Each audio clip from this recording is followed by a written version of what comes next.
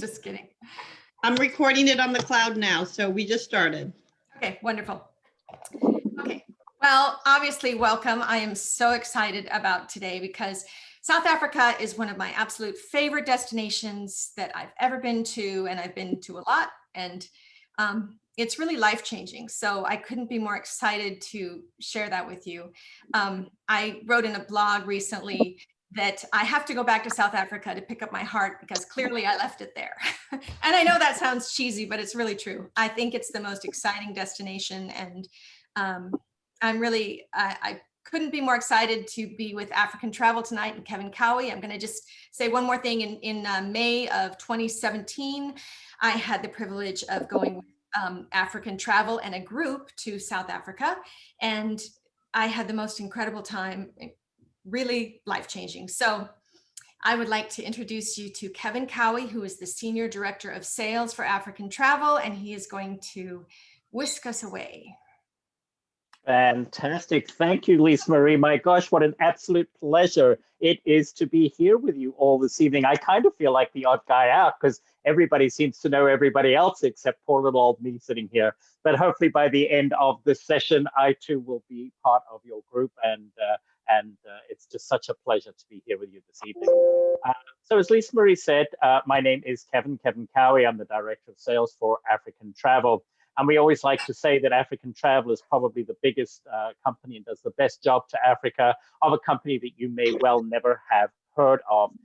And that is because we truly do believe in the value that Lisa Marie brings to the table. And as a result of that, we actually don't sell to you directly.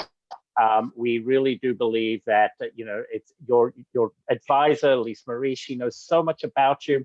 And not just for Africa, any other destination that comes up, and I'm sure many of you have already either booked with her or even traveled with her if you've been very lucky. She knows. So if something comes across her desk that she knows is going to suit you, she knows all about you, she knows what your likes are, she knows what your dislikes are. That's every bit as important when we're planning travel for you. So that's why we do it that way. We really are experts and inside knowledge on Africa. Lisa Marie is an expert and inside knowledge on you and the nuances of booking travel. And the two of us come together and we create this perfect marriage. And I have to say, Lisa Marie, I am so impressed because you took the words right out of my mouth when you started by saying life-changing, because that is exactly what Africa is. Everybody that comes back from Africa says this was the most amazing, life-changing trip they have ever been on. And truly, there are no exceptions to that, which is absolutely fantastic. So at African Travel, our moniker is We Know Africa. And that's purely and simply because it is true. We are North America's largest company that focuses exclusively on Africa. We've been in business 45 years. So we've been around the block a few times. And we are actually local here in the United States, but we are also local in Africa. We have 16 regional offices in South Africa alone. We employ 2,500 people. So that means when you travel with us, instead of, often when you go with a company, you get off the aircraft on the other end and you're handed over to some third party in destination. But when you travel to Southern Africa with us, we are the ones that are taking care of you. So everything starts here in the United States and continues with us when you are in destination. We are actually part of the Travel Corporation. I don't know how many of you may have been or heard of the Travel Corporation or be familiar with it. This is the largest privately held travel company in the world. There are 42 brands that make up the travel division of the Travel Corporation. And the Travel Corporation is actually owned by a South African family. And it was founded in a small fishing village just outside of Cape Town 101 years ago. So one of the big things about this company is that they really do like to to do everything with as much authenticity as possible. And it even starts with the employees. So, at African Travel, not everybody, but many people that work for African Travel here in the United States are actually born in Africa. I myself born in Zambia, which is in southern Africa. Or at the very least, they've lived there or traveled there extensively. And as Lisa Marie can account for, there is such a plethora of choices that it's very, very important that when we're creating a trip for you to Africa, that we really do that in a way that is going to meet exactly what you're looking for, and pick and choose very carefully to make sure that you are going to have the most amazing experience possible. So at African Travel, as I mentioned, our single focus is Africa.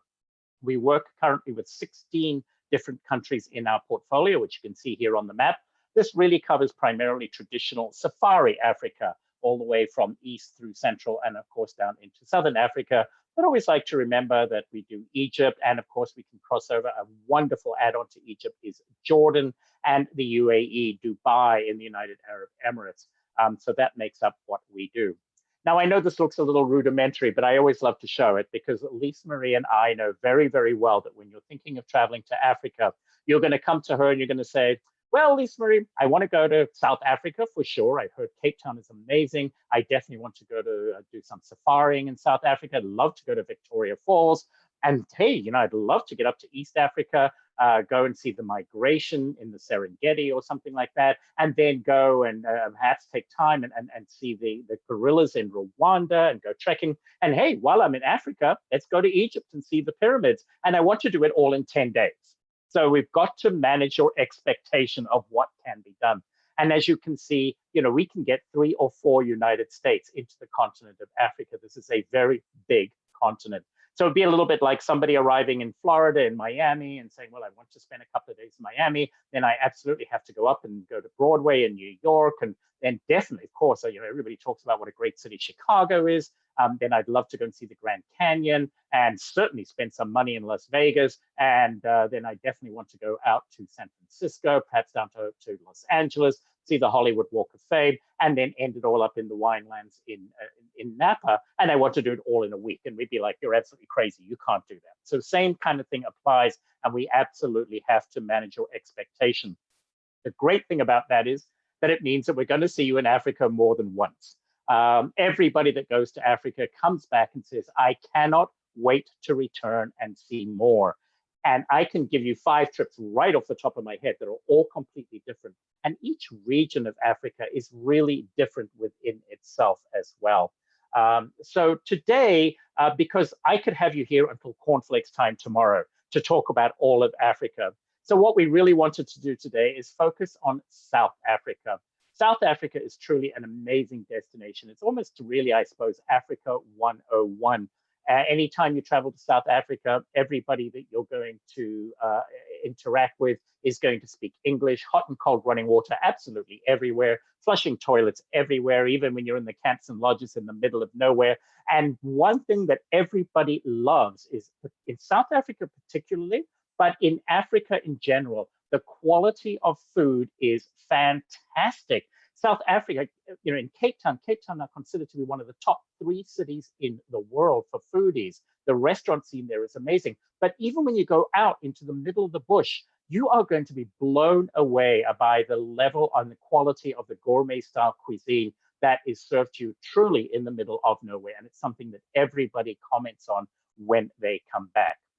So I wanted to start with this map of South Africa, just to give you a little bit of a kind of an orientation and let you see. And we actually are going to start with that city of Cape Town, which is down, as you can see, on the southwest coast of the country.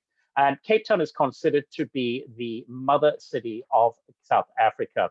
It is a stunningly beautiful city. It's surrounded on 3 sides by water with the iconic Table Mountain in the background. This is a very outdoor city. It's very Western in its operation and the way things are done.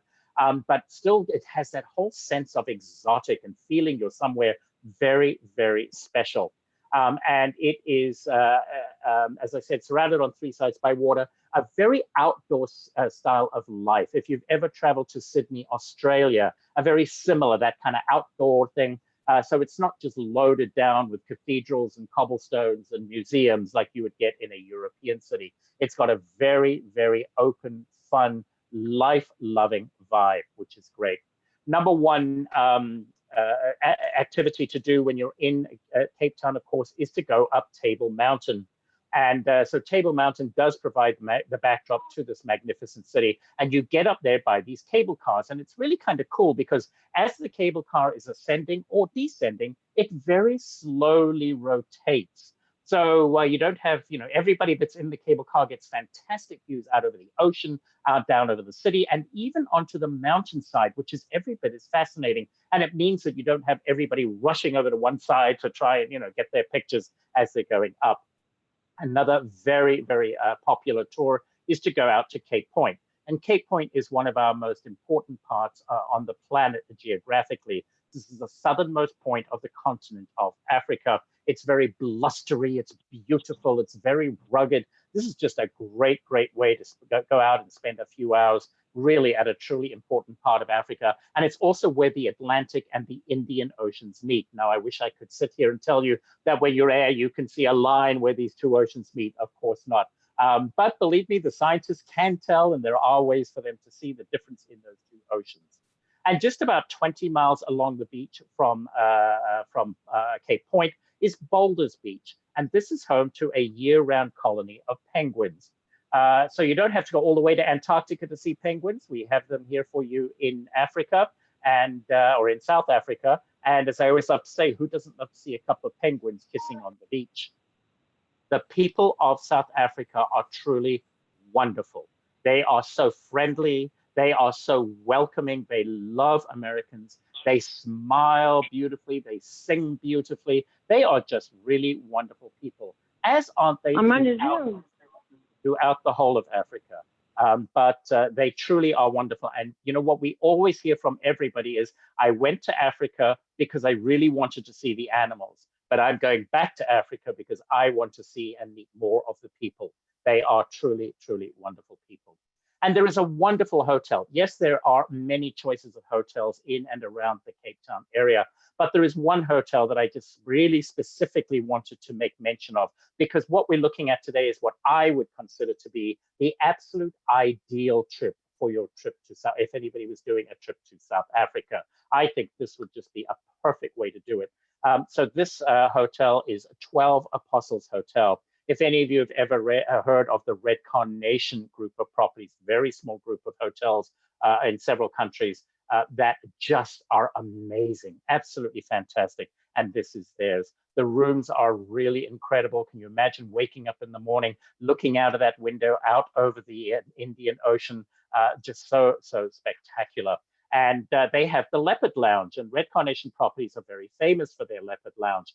It doesn't matter whether it's in the United States, in Europe, or in South Africa, all Red Carnation hotels have a Leopard Lounge. And it's a wonderful place to do afternoon tea, or to do a glass of champagne, a gin and tonic, before dinner, after dinner. A really fantastic place for people to collect and share their stories of the day.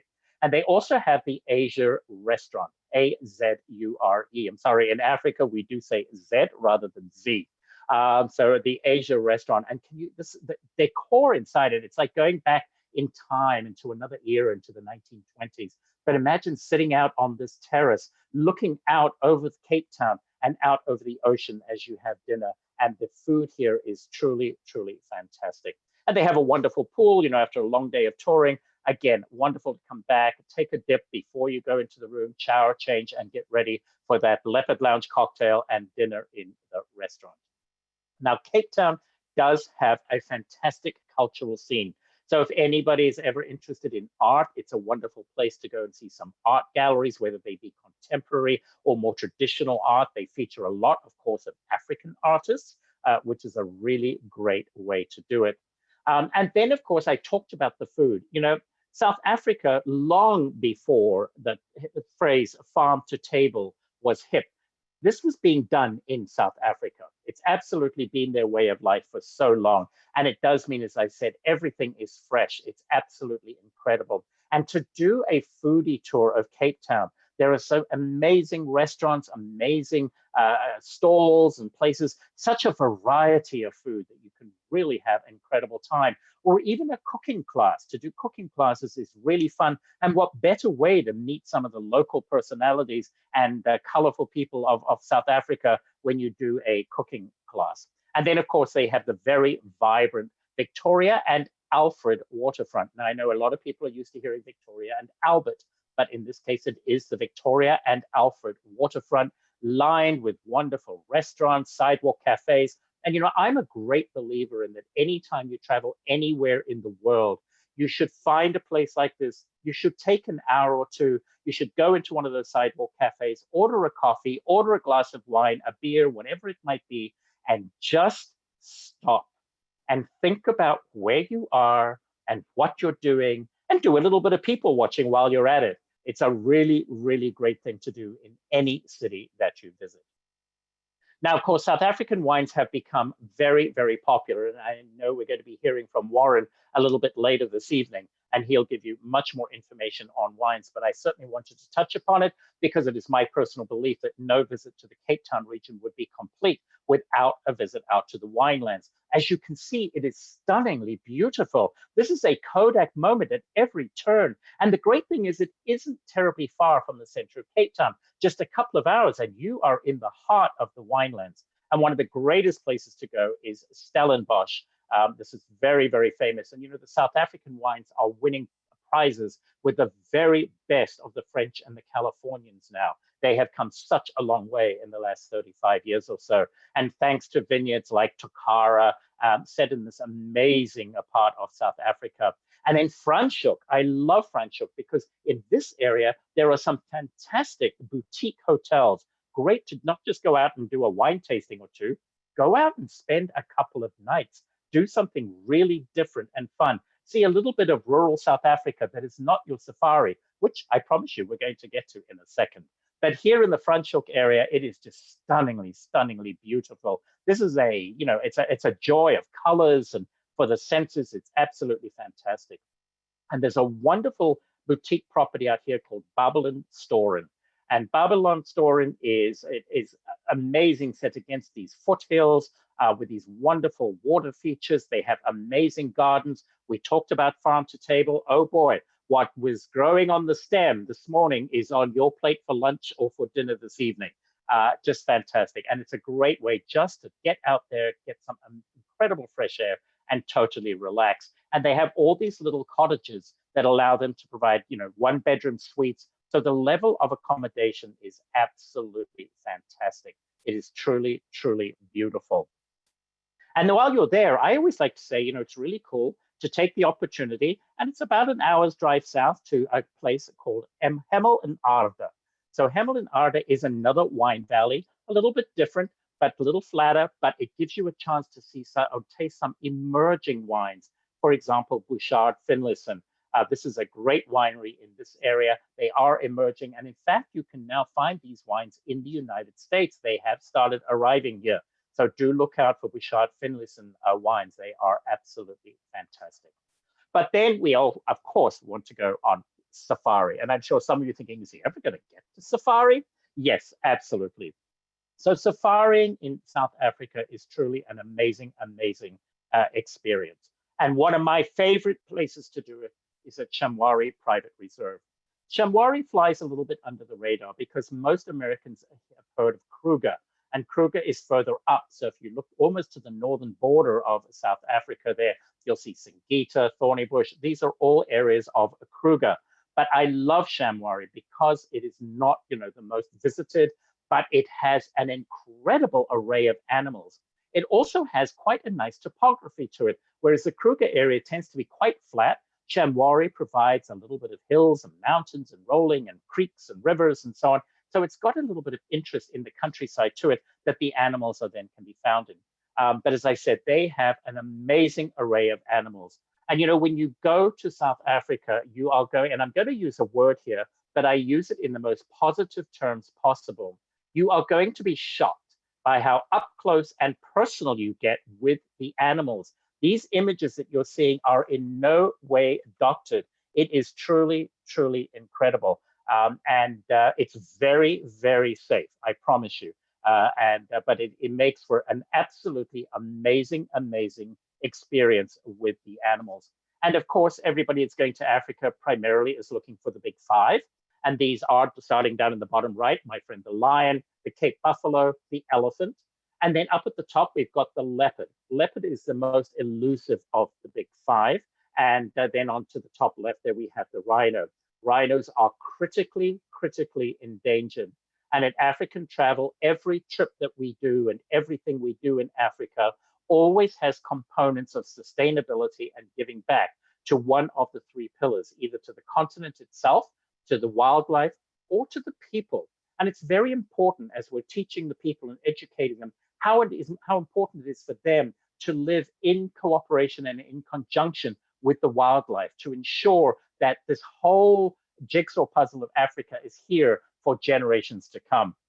I personally have a very, very close affinity with rhinos. I've been doing a lot of work with them for the conservation of rhinos, and really always preach about the conservation of rhinos. I wish I had 30 minutes today to tell you exactly everything that's happening, but what suffice to say is Chanwari does an amazing, amazing job with their rhinos.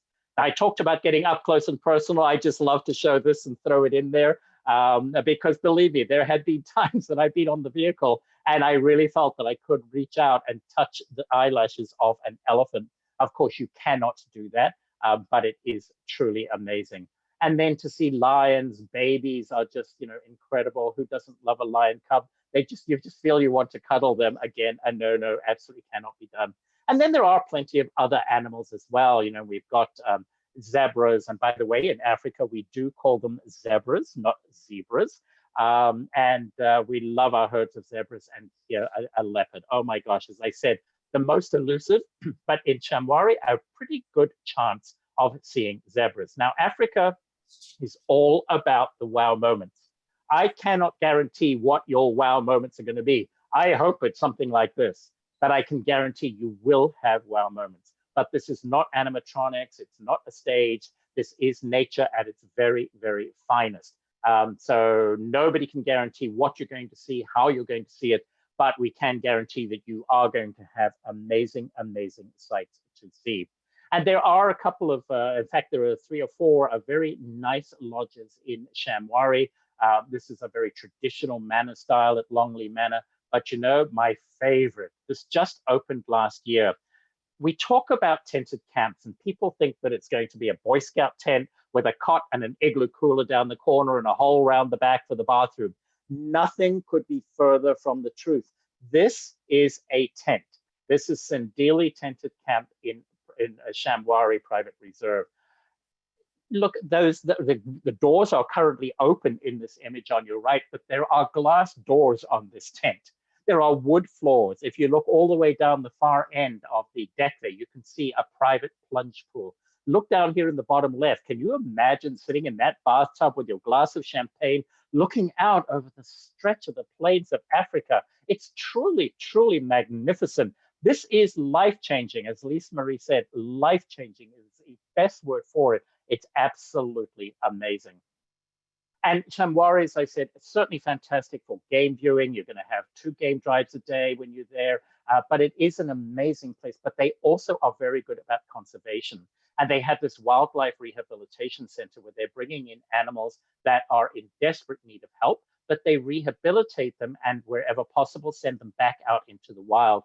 It is very poignant when you walk down this on the left-hand side here through these archways, because if you look carefully, you can see on each column there is a plaque, and on that plaque there is a year. And inscribed below the year are all the animals that have gone extinct in that year. And it's really shocking and really heart-rendering to see how many animals are no longer with us.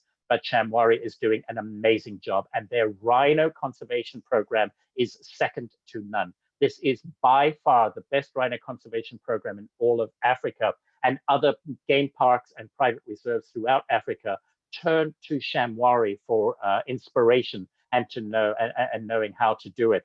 You might be interested to know, why is that sheep in the background? That's because this is a baby rhino.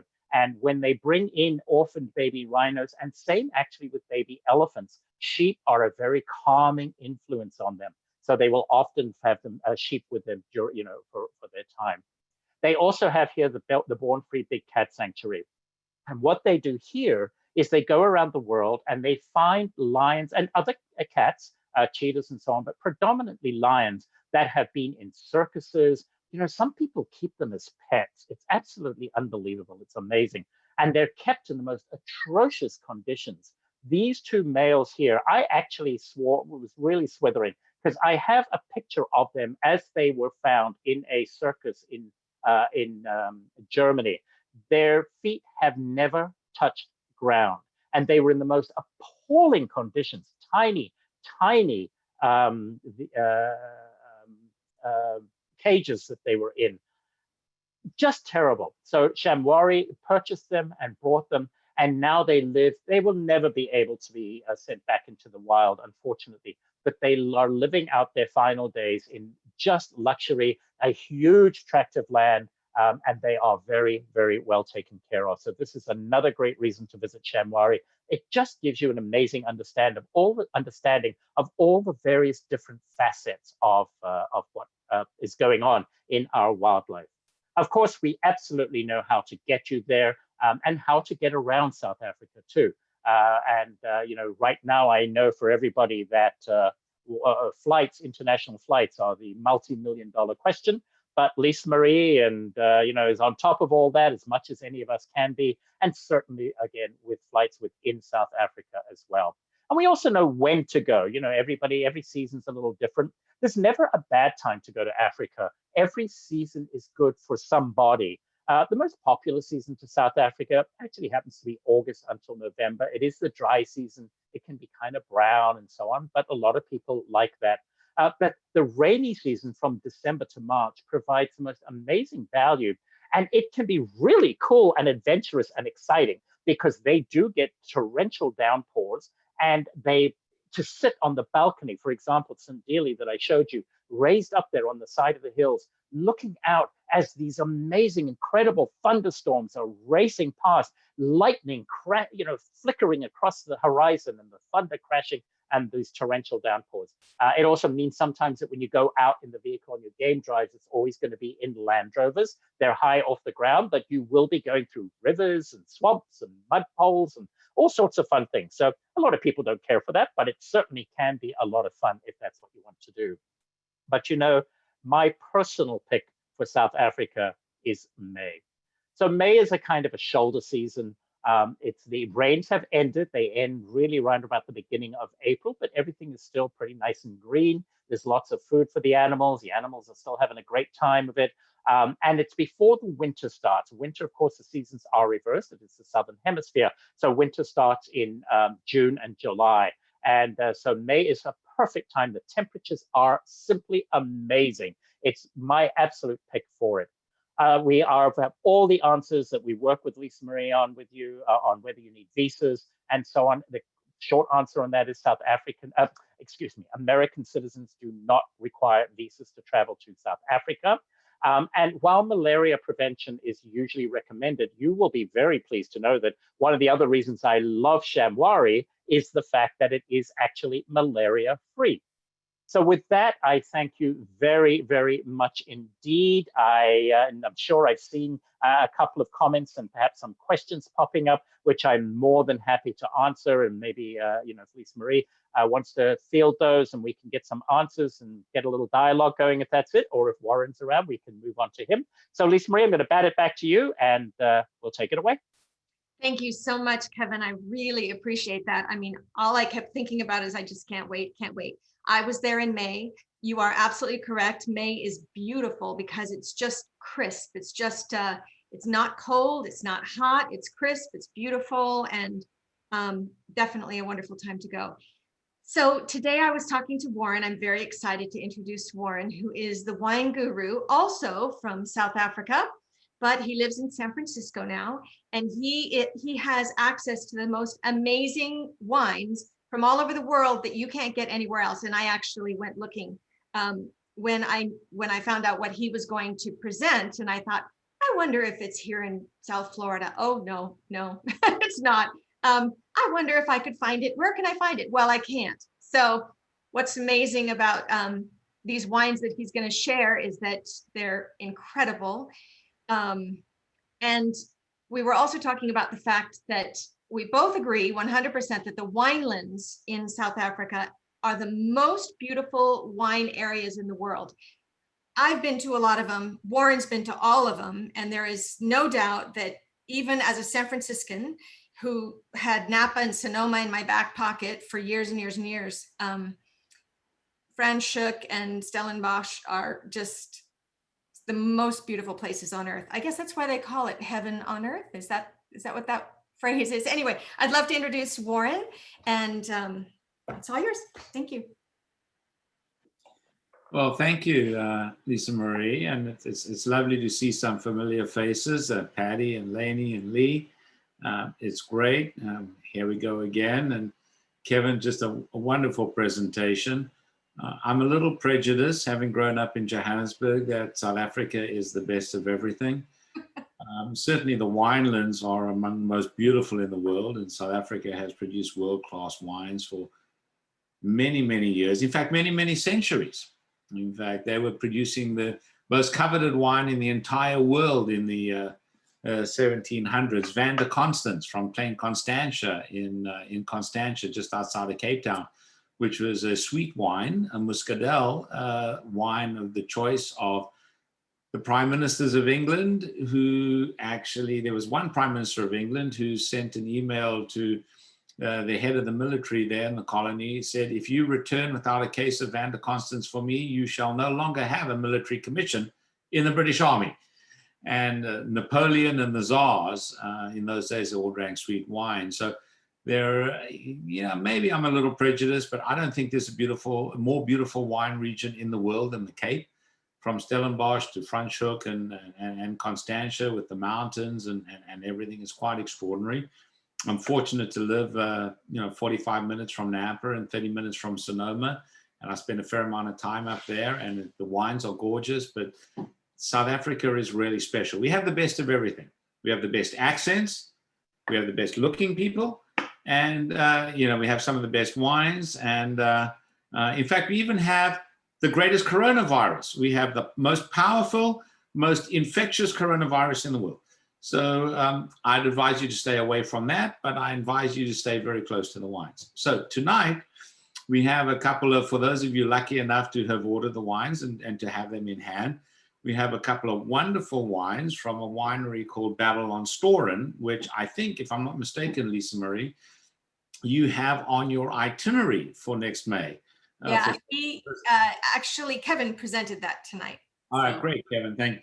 I was a little tardy, I'm afraid, on joining the call because I was at a 5-hour lunch today that I left 3.5 hours early to join all y'all. And I lived in Atlanta, so I understand that y'all is singular and all y'all is many of you, for those of you in the South. And but Babylon Storen is in South Africa, in America, we call them wineries. In South Africa, we call them wine farms.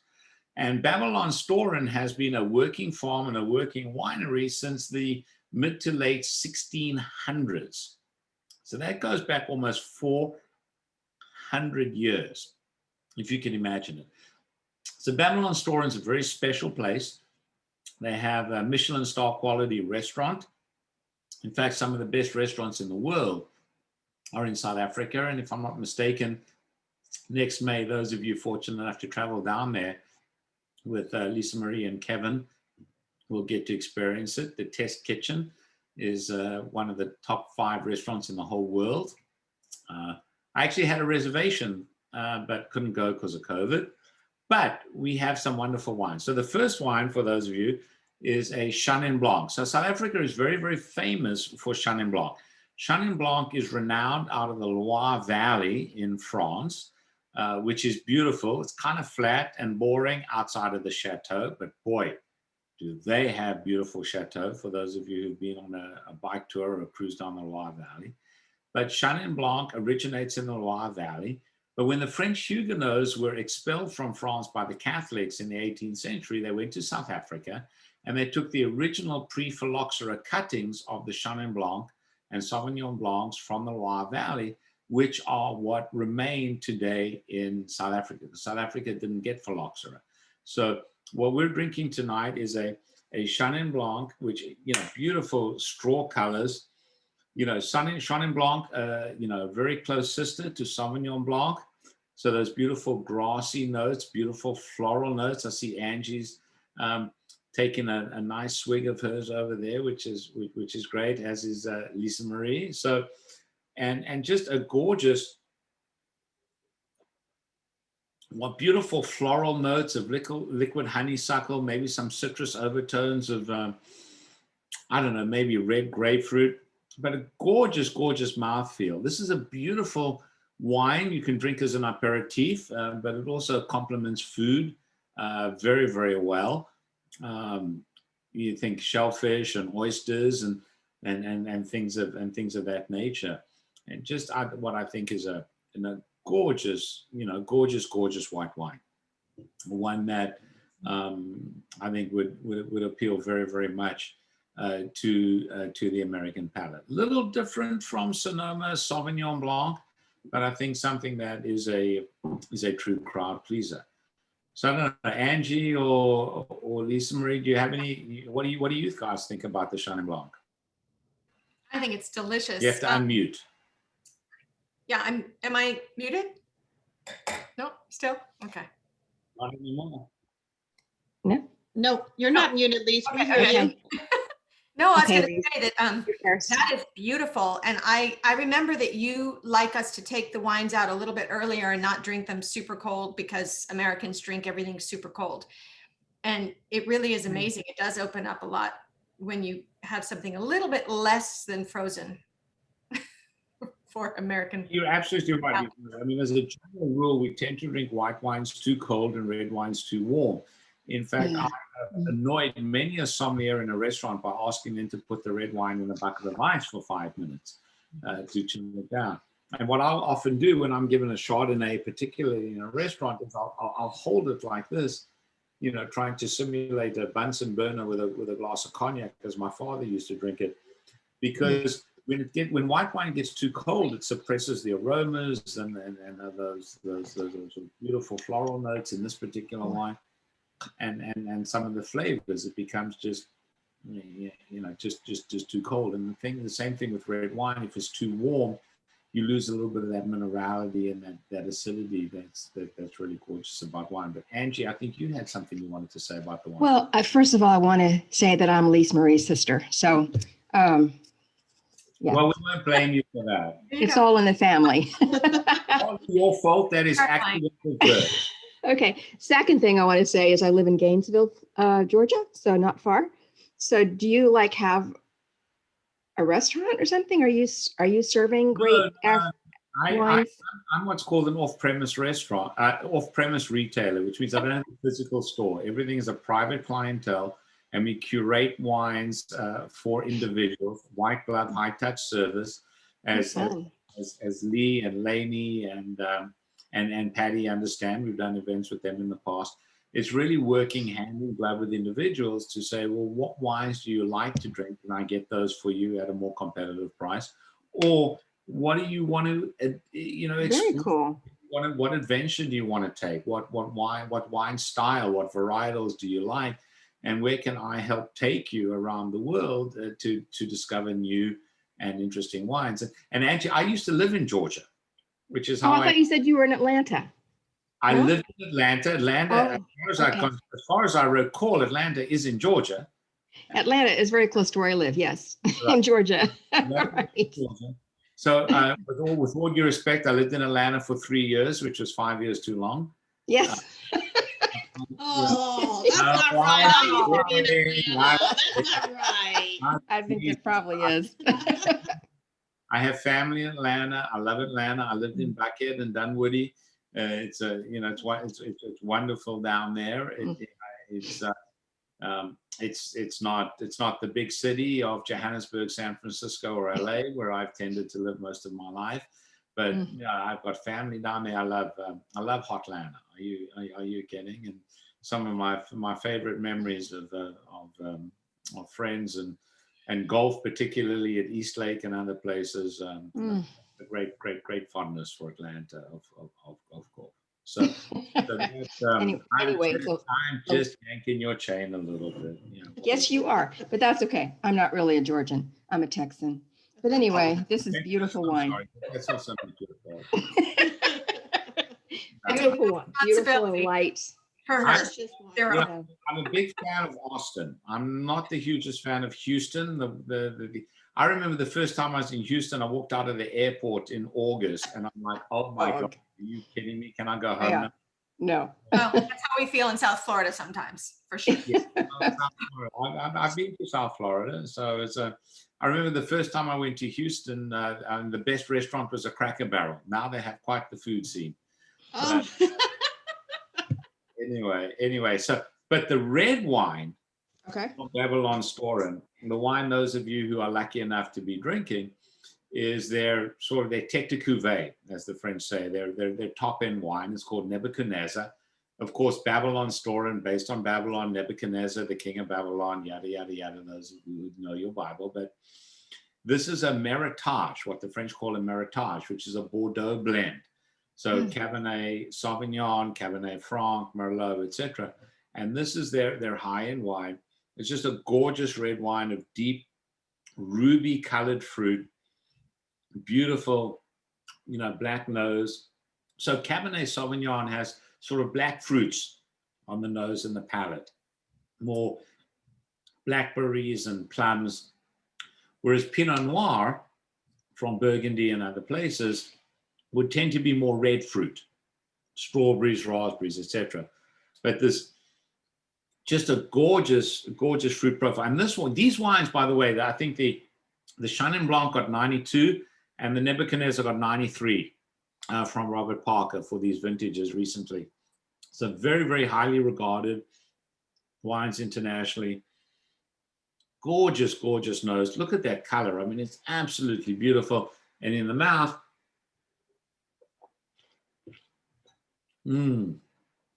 just beautiful, soft velvet textures, great length, 19, 20, 21 seconds of length. I mean, these are just extraordinary. If you're not drinking these wines right now, my God, are you missing out?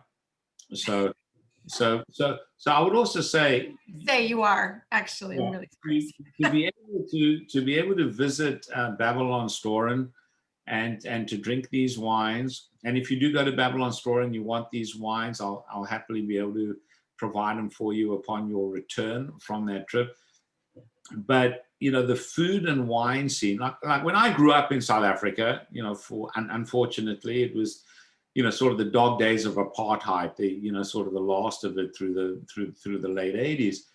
And, as a consequence, the wine, South Africa's always had among the greatest wine rootstock and grape varietals and stuff in the world. But sort of during the apartheid days with sanctions and everything, sort of was a little bit down the wayside.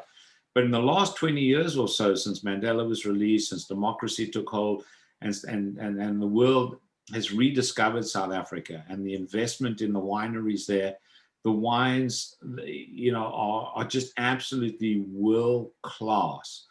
And, if you're not drinking South African wine, not only are you missing out on, objectively speaking, some of the greatest wines of the world, but you're missing out on really getting great bang for the buck. Because one of the things that hasn't changed in South Africa is how powerful our US dollar is versus the local currency, the rand.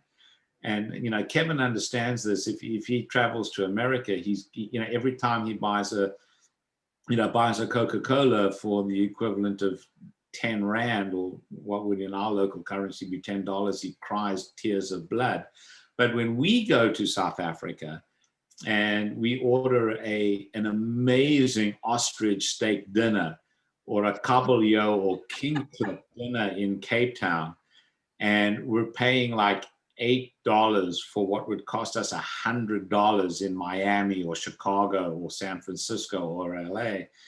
Oh my God, you guys, I mean, South Africa, besides the beauty, besides everything you saw from Kevan, I mean, in Cape Town is arguably the most beautiful city in the world, and the restaurants and the people and everything.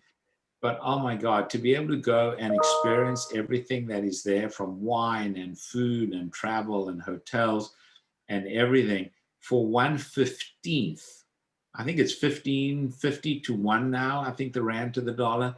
So I mean, you go to Disney World and you'll pay like $6 for a Coca-Cola and $12 for some popcorn.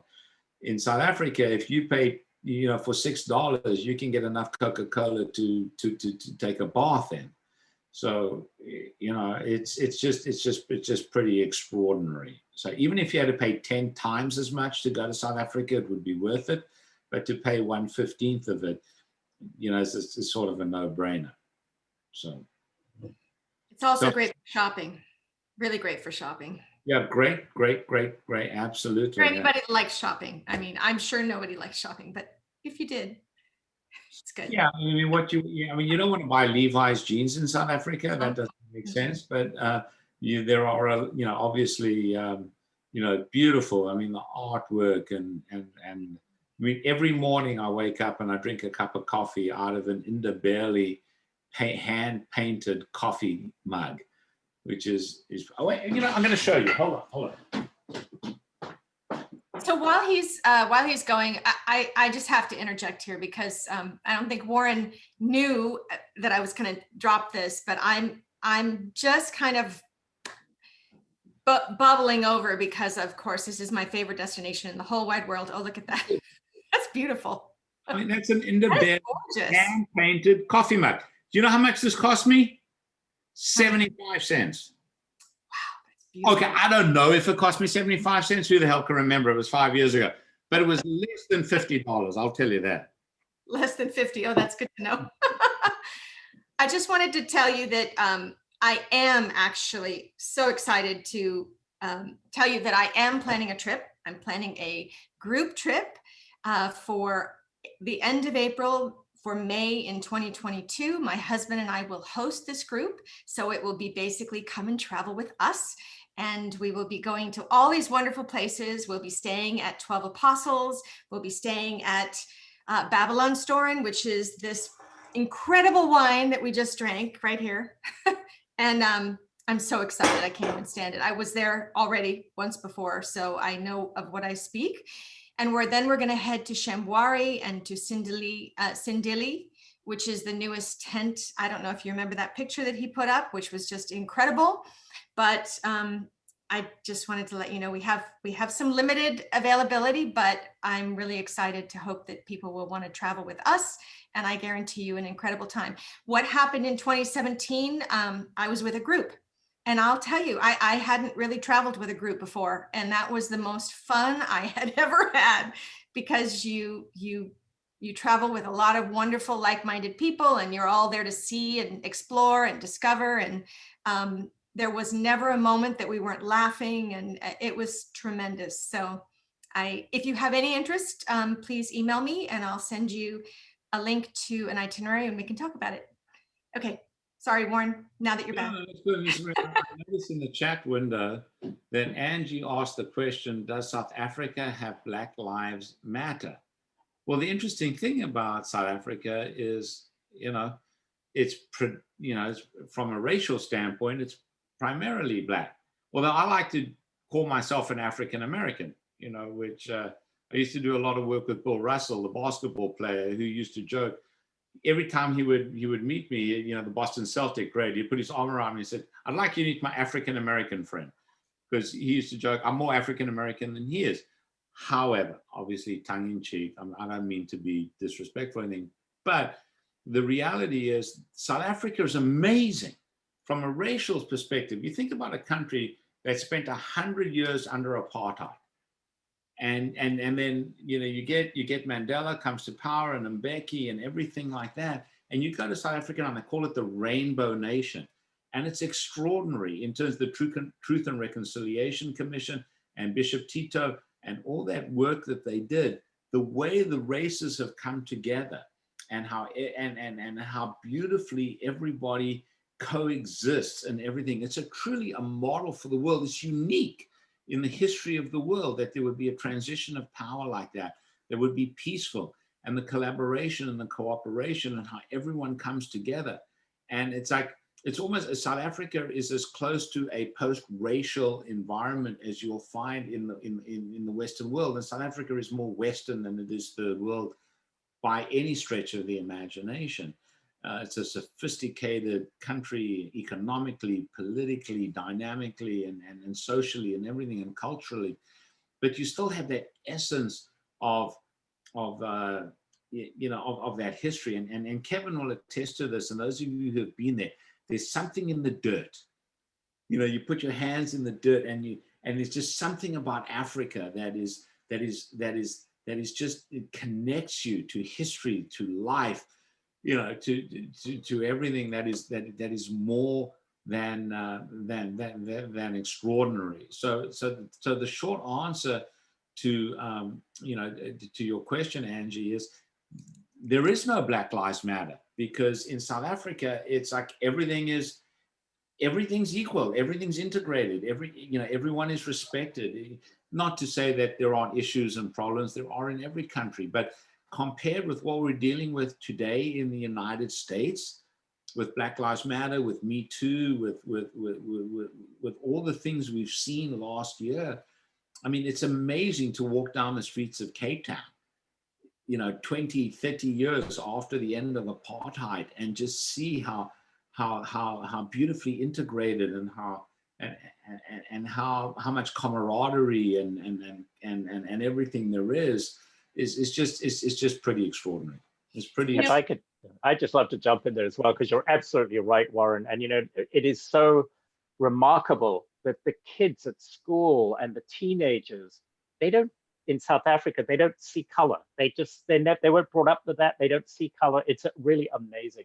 And also to your point that there is something very special, and I didn't mention it tonight, I usually do, that when you go to Africa, I have goosebumps right now as I'm saying it, that when you go to Africa, it's like your soul communes with the earth or something, and you join a very special club. And I see that several of you have been to Africa, so you know what I'm talking about. And until you've been to Africa, you cannot, and people think I'm crazy when I say this stuff. And we have a wonderful saying in Africa that says, you can leave Africa, but Africa will never leave you. Absolutely. So true. I wanted to say that early on, Kevin said that it was the people. When I came home, I had every intention when I was there that it was going to be all about the animals, and okay, I'm so excited to see the animals, and that's terrific. When I got there and I realized all the different aspects of it in Cape Town, the group that I was with, we actually went and volunteered in an organization that African Travel sponsors, which is the Amy Beale Foundation. And we had the opportunity to meet these young people who were learning trades. And I was brought to tears. I can tell you on more than one occasion throughout my trip in Africa, not because of the animals, but because of the people. I was completely blown away. I had no idea what to expect, and I've never seen such beauty and pride and graciousness and hospitality. I was absolutely blown away. And again, like I say, it will change your life, because everything that you think before you've gone there, it's that, but 100 times more. So it's I'm so excited. Sorry. Okay. Please feel free, everyone, to unmute yourself and ask any questions that you might have.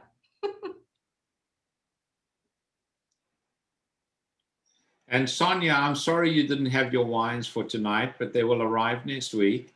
And I'm sure that hopefully you've taken some notes on my descriptions, and you'll enjoy the Babylon Storeroom wines. Yeah. And you'll have the wines for the next series, the Argentinian wines and the New Zealand wines. Liz Marie, I have a question. Yeah. Do you guys have any videos that you can share? Videos or PowerPoint, anything? Absolutely. I haven't seen anything yet, so I would love to have. Absolutely. I will send you more videos than you can look at. Listen, I mean, it's so beautiful that people video South Africa all the time. So yes, there's plenty, and I'll send them to you. Jorge, you and I have known each other an awful long time, and we've been through a lot of trips together. But I can tell you that this is my favorite destination I've ever been. So, videos replace a million words. They do, don't they? Yeah. They do. But even then, it's still two-dimensional. And when you get there, and I think the thing that was so surprising to me is when I was in the bush, there was a smell, and I cannot describe it, because it was not floral, and it was certainly not animal, and it was nothing, but it was it was magical. And apparently it's called the bush smell. And it is so sensual. You know, I can't even tell you what happens when you're on safari and you're smelling this beautiful, I mean, you could say it was honeysuckle, but it's not honeysuckle, but it's not a flower. I don't know. Does any of you who have been to South Africa? Please, Marie, yeah. It's called fresh air. Yeah, maybe so. But no, there is something really special about it. And from the minute I was out there, I couldn't describe it to you. But so it's a very multi-sensorial experience, and so yes, videos will do a lot for you, but when you're there and you're in it and your adrenaline is kind of flowing a little bit, because first of all, the ranger knows everything. They're so calm. These animals, they know exactly what's going on, so you don't ever have to worry about that. Plus, they have a gun if that was the thing. But you get so close, and there's something titillating about that, that you're watching something that is happening that doesn't repeat. These are not trained animals. They're not repeating their behavior. It's just happening. And so you get that kind of adrenaline thing happening. And it was so exciting.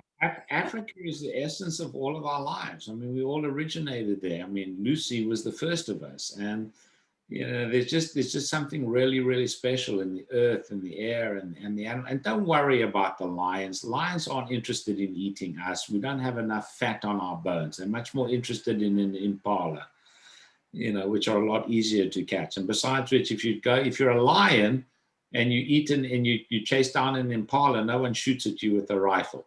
So, but I mean, amazing elephants. I mean, I've actually touched an elephant in the wild. You're not supposed to. Which is pretty extraordinary. I know you're not supposed to do that. And I remember when I was 3 feet away from a crocodile, and the game ranger was saying to me, it's probably not a very good idea. I have a gun, but his skin is thick, and by the time I shoot him, he'll probably eat you. So I stepped a few feet away. But I mean, it's truly extraordinary. If you've not actually seen a pride of lions, or a cheetah, jump on an impala live in the wild. I mean, it's a pretty extraordinary experience, as opposed to when I was like 12 years old in the camp in the Kruger National Park pulling warthogs in trash cans, which was funny, but probably not an appropriate thing to do. But I was 12, so what the hell did I know? So anyone have any questions about amazing South Africa? Oh, we have another San Francisco. Is Judy? How much, Lise? Yeah. How much will you be charging for this trip? Oh, well, we'll talk about that. So I have decided to include a lot of dinners and lunches, and we have a lot of really special things set up, wine tastings and lunches in these fantastic restaurants around the winelands. And I'm excited. Wants to know how many days is the trip? Yes, it'll be 10 days. And wow. So there'll be 3. Yeah, well, it's a total of 10 days. So it's 9 nights. It'll be 3 nights in Cape Town, 3 nights in the winelands, and 3 nights in Chanwari. And if you're a foodie, South Africa has some of the best restaurants in the whole world. I mean, top 100 restaurants of the world. I think South Africa has like 7 or 8 of the top 100 restaurants in the world. I mean, the cuisine is extraordinary. And, if you like red meat, I mean, eat ostrich. Ostrich is great because you get all the satisfaction of beef without all the calories and the cholesterol and all that. And biltong. I've had ostrich in Atlanta and Texas. Hands up who's never had biltong. I've had ostrich in Atlanta and Texas, but I guarantee it's not as good as it would be in South Africa. No, it's not. It's not. So, Julie, are you in San Francisco, or is that just a fake background? It's a fake background. I'm actually here in Miami. Yeah. Oh, well, come on. That's just such a tease. I know. Well, I've got a computer going and a phone going, so I wanted to have separate backgrounds. But in any case, yeah, you know what? It's good to be mysterious, isn't it, Warren? Indeed. There you go. You totally deceived me there. Well, I can't wait to go on the trip. It sounds phenomenal. Yeah. I've always been a lover of animals, and the lions and cheetahs and elephants are a big draw for me. But the wine, I have to say, was so delicious, and I am a foodie, so I mean, you just showed all the beauty and the ambiance of the country that I just can't wait to go. It's on my bucket list, so count me in. So did you guys see pictures of Babylon Storing at all? We did. Yeah. All right. Good. Yeah, it's absolutely stunning having been there, and I clearly you guys have too, but it is. Patty, did you go to Babylon Storing? No. No, no, I haven't been to Babylon Store, and I'll go my next trip for sure. Absolutely. For sure. What about Lainey? Did you go? Where's Lainey? Oh, she left. Okay. She had to go. Okay, no worries. Lise Marie, when is your trip? May? next year? It's the very end of April. So like April Okay. 27th, you leave the US. So it's mostly in May. But again, because I went in May, I thought that was just incredible month to be there. I love not being overly hot. That's just, it's that time that I don't like to be hot. So it was really amazing. We had no rain whatsoever, clear. So it was fantastic. That's actually a really good time of year. I'm sure Kevin spoke about it. I mean, there's 2 times to be in Cape Town. One is December, but that's because it's the most amazing social scene I mean, Cape Town rivals St. Bart's in December for like the most amazing place to be. It's insane. But you don't want to be there. You don't want to be in Cape Town in June and July because you have to hold onto a rope because the southeaster will blow you down. But May is perfect because it's like fall. So you've got great weather. It's mild. Nice. And if you go to the winelands, it's terrific because they've just finished harvest. You go to the game parks and it's not too hot that the animals are in shelter during the day. Because if you go to the game park in December, January, you don't see the animals because it's too hot during the day. But if you go in May, they're out and about. So it's I would say that is absolutely the perfect time, particularly to visit Cape Town. That's awesome. Lise Marie, how long is the trip that's being planned? So it'll be 10 days, 9 nights. So when you arrive in Cape Town, we will be going right to the 12 Apostles. And that night will be when you are getting settled, relaxing, a little bit tired, maybe a little jet lag. We'll have some drinks in the Leopard Lounge. I don't know if any of you who are in South Florida know about the Chesterfield, but I have gone there many a time to the Leopard Lounge. And I don't know, Kevin, can you clarify whether or not that is the original Leopard Lounge, 12 Apostles? Yes, absolutely. It Yes, is? it is. Oh, Yes. fantastic. Anyway, so sorry, Tina, I just wanted to get back that the Carnation hotels, many of them have this Leopard Lounge, which is kind of iconic. But anyway, then we'll have 3 nights in 12 Apostles, and then we'll be heading, during that time, we will have obviously a Cape Town tour. We'll go up to Table Mountain, then we'll go to the Cape Peninsula down and see all of the amazing baboons. I can't tell you how many baboons there are. There are amazing baboons down in the Cape Peninsula. And the penguins, Boulders Beach. Yeah, it's incredible. And then we'll head to the Winelands for 3 nights. And I did 3 nights, which is a little bit longer than maybe most people go because it is so absolutely stunning. And I think it gets shortchanged on many itineraries because it is that beautiful. And we'll stay at Babylon Storing for the 3 nights and everything. So they start at, 5 in the morning, and they go and they pick the foods that we're going to eat that day. And so every day the menu changes because of the fact that it's whatever's harvesting at that moment. I mean, what is perfect?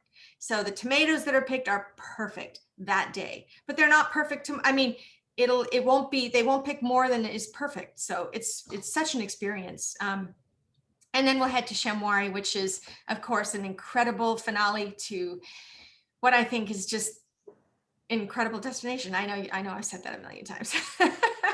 but I am that excited to go. I mean, I have never, said, yeah, I'm making a group and let's go together, but I love it that much that I'm saying, let's go together.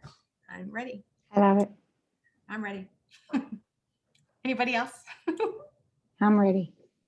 I'm ready. I am. I'm ready. I'm ready. I've never been, so yeah, I think it's time. Yeah, not to mention after COVID, I mean, I'm sure everyone's getting really ready to get out of the house. Well, hey, I got my first jab yesterday, so. Oh, good for you. Good for you. It'll be great to go with you, Liz Marie. And Oh, I would love it. I'd love it, Yelena. You know we'd have a great time. we do. And Barbara and John. I know. Yeah. So it's great, Julie. Yeah. Lee, Barbara, and John. Yeah, let's do Yeah, a we group. can go right now. Fun. Sounds great. Yeah, sounds great. It's this May, right? Is it this May or next May? It's this May. No, right? next May. Next May. Oh, next May. May. 2022. That way Oh, yeah, everybody. because of COVID. That makes sense. Yeah. And in all honesty, Africa is completely open right now. I have people going in June to Africa, and they're going to Namibia and Botswana and South Africa, and yeah, it's not closed. I mean, when you consider that the hotels and especially out in the bush, you have like 5 tents, 7 tents, 9 tents. I mean, how many people is that? 18.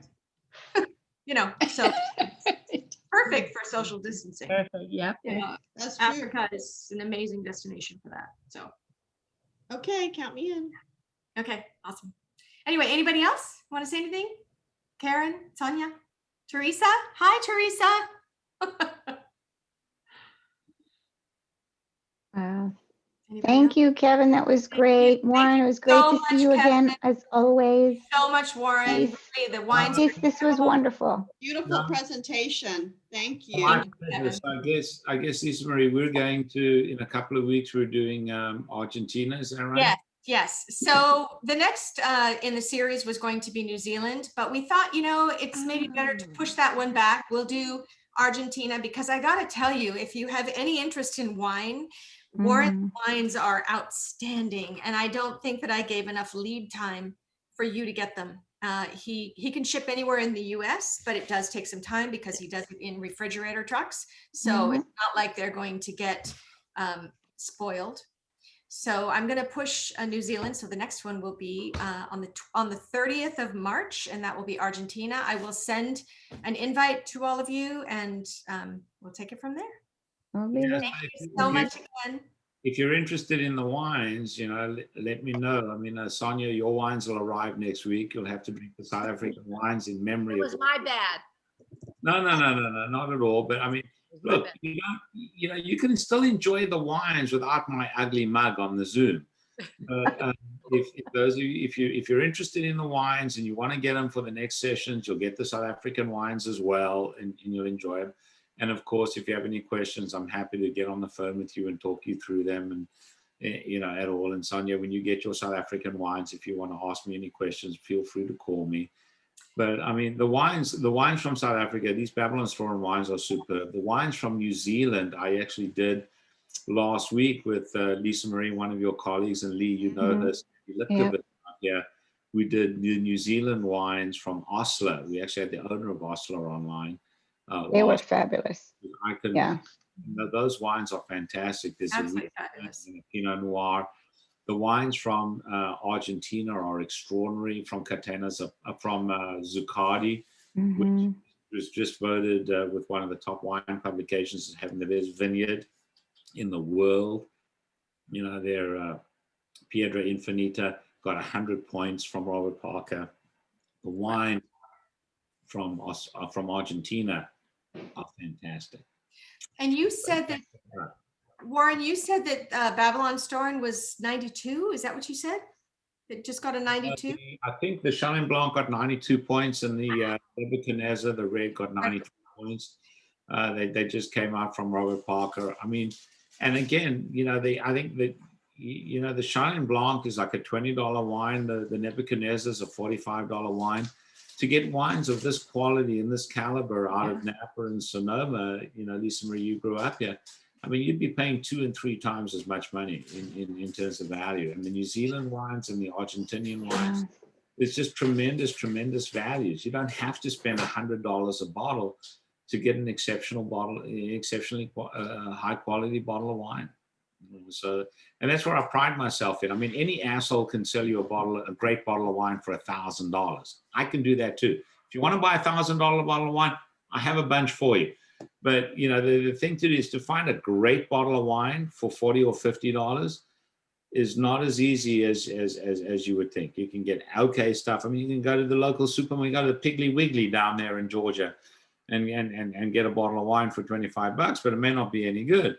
But to get a great bottle of wine for $30, $40, $50 is something that's not as easy as you would think, but something I specialize in. So. And I did tell Sonia that I'd be happy to come over and help her with the Babylon story. There's no problem there. See, I got Wendy cracking up there. I don't know. She's like, yeah, maybe it's my accent, but she thinks she knows me well. She knows that No, would be. we want to know. We want to know if there'll be chicken wings and arugula pizza. I have a pleasure. So Wendy and Roger live in New Jersey, and they just came down to visit me. So. Okay. And we had a lot of wine. We did. We had a lot of wine, but yeah. Anyway, thank you all so much, Kevin. Thank you. This is my lunch today. Oh my gosh! And you did not give that up, Warren. Did you give that up for us? I ate that. I did miss it. I must say I did miss dessert. I did miss dessert. But you did eat that. I'm not going to feel terribly guilty. But I did have the sweetbreads and the lobster vol and we did have a wonderful filet mignon and a gorgeous cheese. Oh God. So yeah, we sort of we go a little bit crazy at my table. There were a couple of tables today at the French Club. These were the wines for my table, which of 4 people. That's what we had for them. What? Wow. Oh my God. Well, that sounds like. At least that looks like what we did a couple weeks ago. Yeah, exactly. Anyway, Lush Club. I'm sure Okay. Kevin probably has to get going. Yeah, that's But I wanna thank you Bye, all guys. so much. afternoon lunch for me, but what can you do? Well, Warren, I'm feeling for you. I feel so sorry for you having to go through that. You should, because it's like, oh my God, I'm like, you know how fat I'm getting? Yeah. Oh, don't talk about the COVID fat. Yeah. Drinking every night, right? Warren, I do online personal training, so give me a call. No. I'm glad I got the COVID shot yesterday, which makes me more reassured. But for the last year, I did some research, and COVID cannot survive in an alcohol level of 38%. Perfect. There we go. For all sake. Got it. The answer. Everybody gets drunk tonight. My blood alcohol level I is need to fill my swimming pool with your wine. So there you go. Thank you for a lovely Hi, everyone. Thank you so much, Warren. Thank you Kevin so and much, Kevin. I Good. cannot wait. I'm so excited about the trip. I cannot tell you. And I'm going to drink so much Babylon Storm wine, but I'm going to order it from my phone when I get home. It's awesome. I'm really excited. Thank you. Thank you, everybody. Wonderful. Karen, I'm so excited to see you. Did you happen to see my post about my mom? I did, yes. Okay. So you'll send. Okay, perfect. Kevin, I wish I could remember some Afrikaans to say something to you, but I've been here so long, I can't even remember. Well, I can actually tell you, I'm sorry to admit that I don't speak Afrikaans. No. No, well, I'm born in Zambia, Warren. So okay. Afrikaans wasn't my thing. Yeah. So what do they speak in Zambia? Well, they have English is the main language, but there are about 200 of the local languages, native 200 local languages? Bamba's the most predominant, but yeah. But where do you live, Kevin? Are you in? I know you were thinking that I'm there, but I'm actually in Florida. I'm close to Lisa Marie. Like, Really? Let's have lunch. absolutely. All right. All right. All right, everybody. Thank you. So much. All right. Thank you. Bye, everybody. Bye. Okay. Bye. Bye. Good night.